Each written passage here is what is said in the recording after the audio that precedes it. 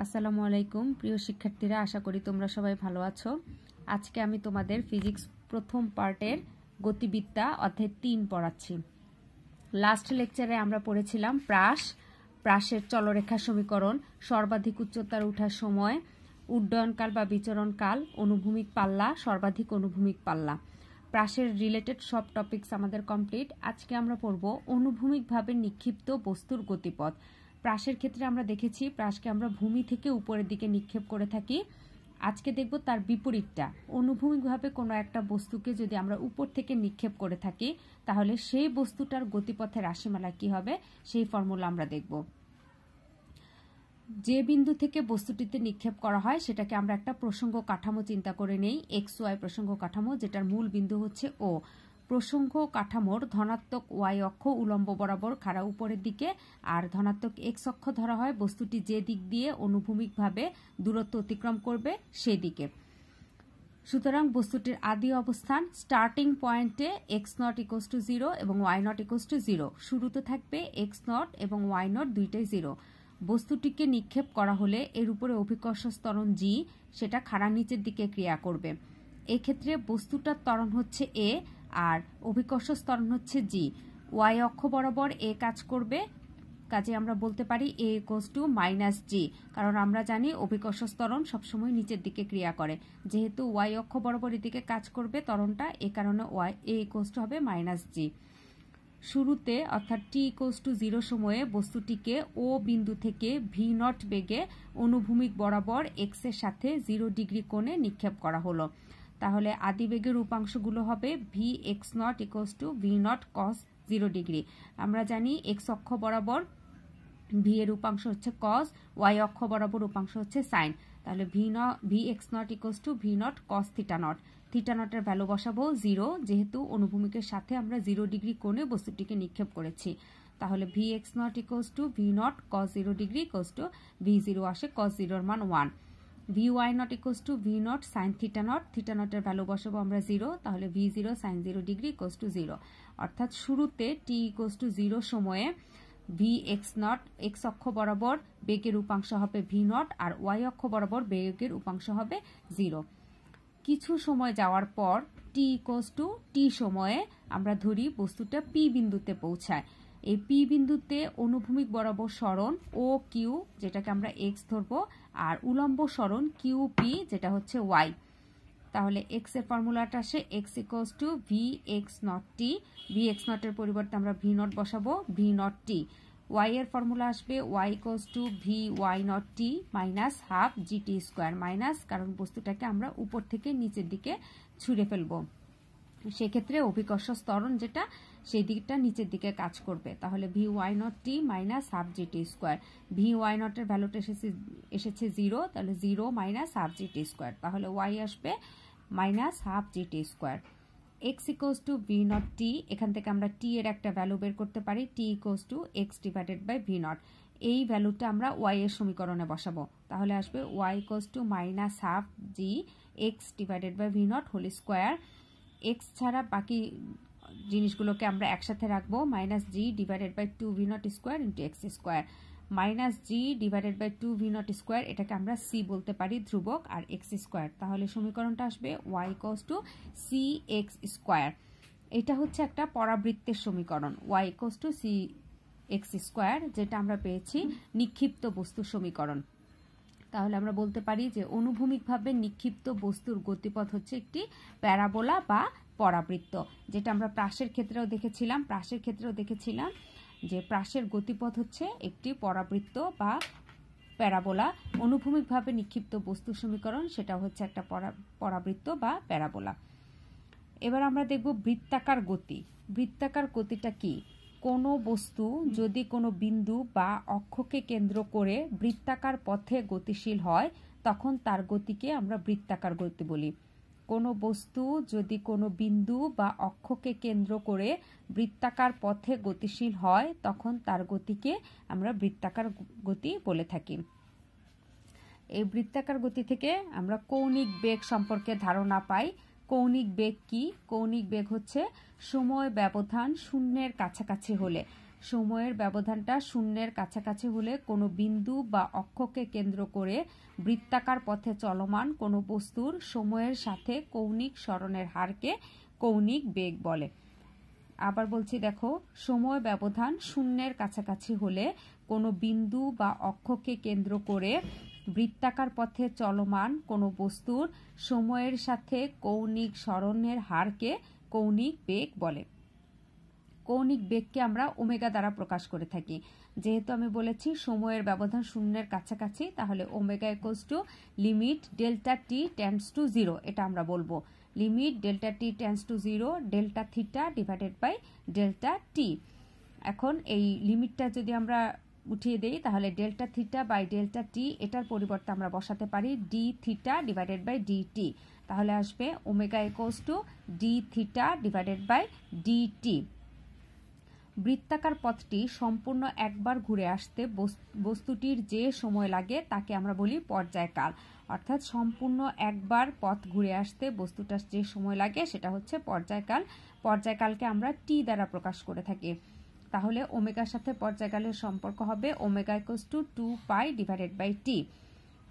একটা বস্তু প্রতি সেকেন্ডে যতগুলো পূর্ণ ঘূর্ণন সম্পন্ন করে তাকে আমরা বলে থাকি কম্পাঙ্ক। তাহলে এফ ইকুয়ালস টু 1/t, এই ভ্যালুটা যদি আমরা বসাই তাহলে আসে omega equals to 2 pi F. আবার বস্তুটি যদি টি সময়ে n সংখ্যক ঘূর্ণন সম্পন্ন করে তাহলে এফ ইকুয়ালস টু n/t। তাহলে ওমেগার ফর্মুলাটা আসে omega equals to 2 pi n/t। অর্থাৎ ওমেগার আমরা 3টা ফর্মুলা বের করতে পেরেছি এবং 3টা ফর্মুলা আমাদের মনে রাখতে হবে। Omega equals to 2 pi by t equals to 2 pi f equals to হচ্ছে 2 পাই n/t। এবার ওমেগা হচ্ছে কৌণিক বেগ। রৈখিক বেগকে আমরা ভি দ্বারা প্রকাশ করে থাকি আর কৌণিক বেগকে আমরা ওমেগা দ্বারা প্রকাশ করে থাকি। ওমেগার এককটা হবে রেডিয়ান পার সেকেন্ড। ওমেগার একক হচ্ছে রেডিয়ান পার সেকেন্ড আর এটার মাত্রাটা হচ্ছে t-1। একক হবে রেডিয়ান পার সেকেন্ড, মাত্রা হবে t-1। এরপরে আমরা দেখব যে রৈখিক দ্রুতি আর কৌণিক দ্রুতির মধ্যে সম্পর্ক কি। রৈখিক দ্রুতি এবং কৌণিক দ্রুতির মধ্যে সম্পর্ক। রৈখিক দ্রুতিকে আমরা ভি দ্বারা প্রকাশ করে থাকি আর কৌণিক দ্রুতিকে আমরা ওমেগা দ্বারা প্রকাশ করি। তাহলে ভি এবং ওমেগার মধ্যে যে ফর্মুলা সেটা আমরা দেখব। ধরা যাক আর ব্যাসার্ধের বৃত্তাকার পথে চলমান কোনো বস্তুর অতিক্রান্ত রৈখিক দূরত্বটা হচ্ছে এস আর কৌণিক দূরত্ব হচ্ছে থিটা। কৌণিক দূরত্বকে আমরা থিটা দ্বারা প্রকাশ করে থাকি কারণ বৃত্তাকার পথে যে কোনো একটা বৃত্তচাপের অংশটা বৃত্তের কেন্দ্রে যে কোণ উৎপন্ন করে সেটাই হচ্ছে কৌণিক দূরত্ব। যেহেতু বৃত্তের কেন্দ্রে থিটা কোণ উৎপন্ন করে তাই আমরা কৌণিক দূরত্বকে থিটা দ্বারা প্রকাশ করে থাকি। তাহলে আর ব্যাসার্ধের বৃত্তাকার পথে চলমান কোনো বস্তুর অতিক্রান্ত রৈখিক দূরত্ব এস এবং কৌণিক দূরত্ব যদি থিটা হয় তাহলে তোমরা ম্যাথের ক্ষেত্রে এটা দেখেছো s equals to r theta. S হচ্ছে বৃত্তচাপ, আর হচ্ছে ব্যাসার্ধ, থিটা হচ্ছে ওই বৃত্তচাপটা বৃত্তের কেন্দ্রে যে উৎপন্ন করে সেটা থিটা। তাহলে s equals to r theta. এখন উভয় পক্ষে আমরা ডিফারেন্সিয়েশন করব বা অন্তরীকরণ করব। অন্তরীকরণ করলে আসবে ds by dt equals to d dt r theta. এখানে ধ্রুবক হচ্ছে আর, তাহলে আরটা বাইরে থাকবে, ডি থিটা বাই ডিটি এটা থাকবে অন্তরীকরণের ক্ষেত্রে। আমরা জানি ডিএস বাই ডিটি অর্থাৎ অতিক্রান্ত দূরত্ব বাই সময় বা সরণ ডিভাইডেড বাই সময়। সরণ ডিভাইডেড বাই সময়কে আমরা বেগ বলে থাকি। বেগ ইকুয়ালস টু দূরত্ব বাই সময়। তাহলে ডিএস বাই ডিটি এই টার্মটাকে আমরা বলতে পারি v, R d theta by dt এটাকে আমরা বলতে পারি ওমেগা। কেন? কারণ ডি থিটা বাই ডিটি হচ্ছে বস্তুটার কৌণিক দূরত্ব থিটা, সময়ের সাথে বস্তুটার যে কৌণিক দূরত্ব সেটা হচ্ছে ডি থিটা বাই ডিটি। তাহলে সময়ের সাথে বস্তুর কৌণিক দূরত্ব হলো কৌণিক বেগ বা কৌণিক দ্রুতি, এটাকে আমরা ওমেগা দ্বারা প্রকাশ করে থাকি। তাই ডিএস বাই ডিটি এটাকে আমরা বলতে পারি v, R d theta by dt এটাকে বলতে পারি ওমেগা। এবার এই ভ্যালুটা যদি আমরা বসাই তাহলে এখান থেকে আসবে ডিএস বাই ডিটির জন্য v R d theta by d t omega. সুতরাং v equals to r omega. এটা হচ্ছে রৈখিক দ্রুতি এবং কৌণিক দ্রুতির মধ্যে সম্পর্ক, অথবা যদি বলে রৈখিক বেগ এবং কৌণিক বেগের মধ্যে সম্পর্ক তাও আমরা লিখব v equals to r omega. এটা রৈখিক দ্রুতি এবং কৌণিক দ্রুতি বা রৈখিক বেগ এবং কৌণিক বেগের মধ্যে সম্পর্ক। এরপরে আমরা আসবো কৌণিক ত্বরণ। কৌণিক ত্বরণটা কি? গড় কৌণিক ত্বরণ থেকে আমরা কৌণিক ত্বরণের সংজ্ঞাটা বলতে পারি। আগে গড় কৌণিক ত্বরণটা দেখি। গড় কৌণিক ত্বরণটা হচ্ছে যে কোনো সময় ব্যবধানে কোনো বস্তুর গড়ে প্রতি একক সময়ে কৌণিক বেগের যে পরিবর্তন হয় তাকে গড় কৌণিক ত্বরণ বলে। গড় বললে আমরা সেই রাশিটার উপরে একটা বার চিহ্ন দিয়ে গড় বুঝিয়ে থাকি, অর্থাৎ alpha bar. Alpha bar equals to del omega divided by del t. এবার আমরা আসি তাহলে কৌণিক ত্বরণটা কি? কৌণিক ত্বরণ হচ্ছে সময় ব্যবধান শূন্যের কাছাকাছি হলে সময়ের সাথে বস্তুর কৌণিক বেগের পরিবর্তনের হারকে কৌণিক ত্বরণ বলে।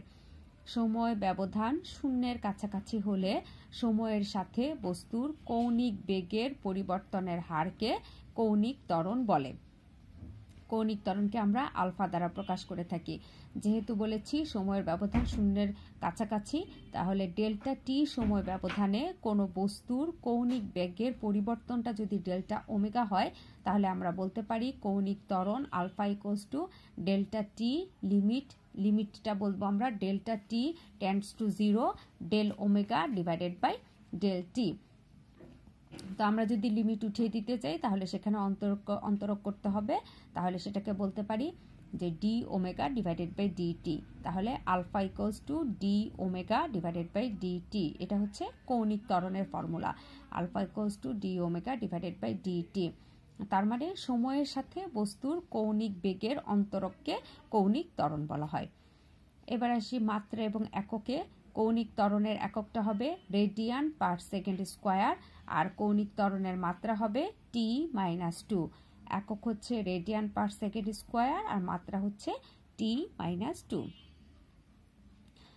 তো আমরা যে রৈখিক ত্বরণ আমরা জানি, যেটাকে আমরা এ দ্বারা প্রকাশ করে থাকি, আর কৌণিক ত্বরণকে আমরা আলফা দ্বারা প্রকাশ করে থাকি। এখন এই রৈখিক ত্বরণ এবং কৌণিক ত্বরণের মধ্যে আমরা সম্পর্ক দেখব, অর্থাৎ এ এবং আলফার মধ্যে সম্পর্ক দেখব। একটু আগে আমরা দেখেছি রৈখিক দ্রুতি এবং কৌণিক দ্রুতির মধ্যে সম্পর্ক। এখন হচ্ছে রৈখিক ত্বরণ আর কৌণিক ত্বরণের মধ্যে সম্পর্ক। এক্ষেত্রেও আমাদের একটা বৃত্তাকার পথে ঘূর্ণায়মান বস্তু ধরে নিতে হবে, যে বৃত্তটার ব্যাসার্ধ হচ্ছে আর। তাহলে আর ব্যাসার্ধের বৃত্তাকার পথে ঘূর্ণায়মান কোনো একটি কণার যে কোনো মুহূর্তে রৈখিক বেগের মান হচ্ছে ভি, আর কৌণিক বেগের মান হচ্ছে যদি ওমেগা হয়, তাহলে রৈখিক বেগ হচ্ছে ভি আর কৌণিক বেগ ওমেগা। একটু আগে আমি এইটা প্রমাণ করেছি যে v equals to r omega. এখান থেকে আমরা ত্বরণের ফর্মুলাটা বের করব। তাহলে তার রৈখিক বেগের মান ভি এবং কৌণিক বেগের মান ওমেগা হলে ফর্মুলা হচ্ছে v equals to r omega. এবার উভয় পক্ষে আমরা সময়ের সাথে অন্তরীকরণ করব। V equals to r omega এই সূত্রের উভয় পক্ষে সময়ের সাথে অন্তরীকরণ করব, অর্থাৎ dv by dt equals to ddt r omega. আরটা হচ্ছে এখানে যেহেতু ধ্রুবক, সময়ের সাথে এটা পরিবর্তন হবে না, সো আরটাকে আমরা বাইরে রাখবো আর অন্তরীকরণ করব আমরা ওমেগাকে। তাহলে আর বাইরে থাকলে d omega divided by dt. এবার দেখি আমরা ডিভি ডিভাইডেড বাই ডিটি হচ্ছে বেগ বাই সময়, যেটাকে আমরা বলতে পারি ডিভি ছিল আমাদের রৈখিক বেগ, তার মানে রৈখিক বেগ বা সময়, এটাকে আমরা ত্বরণ বলতে পারি, কারণ ত্বরণ ইকুয়ালস টু আমরা জানি বেগ বাই সময়।